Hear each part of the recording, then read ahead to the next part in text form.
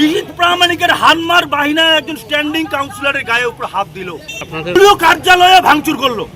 কি হলো? এর যদি না হয় 4 তারিখের পরে আমরা খেলবো। তা সেরে আমরা এদিকে যাচ্ছিলাম, তারপরে দেখি সামনে টিএমসির প্রোগ্রাম আছে, তো আমরা গাড়িটা ওইদিকে ঘুরে আমরা বেরিয়ে যাব, যে আমরা মালিবাগানের রাস্তা হয়ে আমরা বেরিয়ে যাই অন্য রাস্তা হয়ে।